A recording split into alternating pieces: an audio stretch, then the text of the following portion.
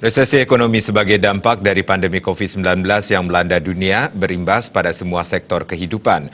Salah satunya sektor properti, khususnya properti pariwisata yang kondisinya kian memprihatinkan, sehingga perlu mendapatkan stimulus dari pemerintah agar tidak segera tumbang. Properti merupakan salah satu sektor padat karya dan padat modal. Melambatnya perputaran ekonomi akibat pandemi COVID-19 juga berimbas pada sektor ini.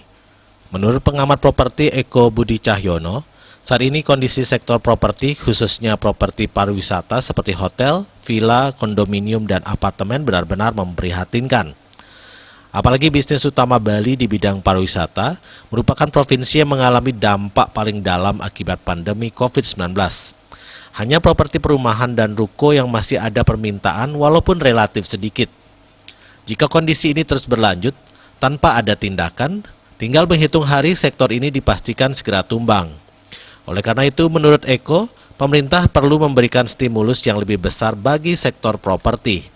Sebenarnya stimulus itu sekarang kan pemerintah sudah melakukan, terutama Bank Indonesia masih menjagalah stabilitas bunga itu masih 4%, masih bagus. Tapi bukan itu, berilah kemudahan pinjaman atau supaya bergerak ini ekonomi.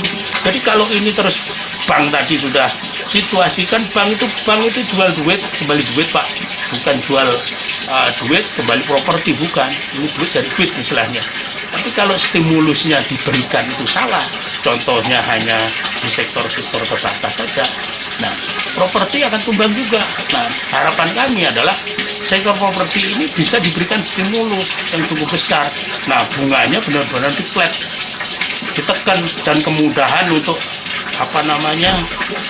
istilahnya pinjaman bagi pembeli atau bagi pengguna itu akan dipermudah.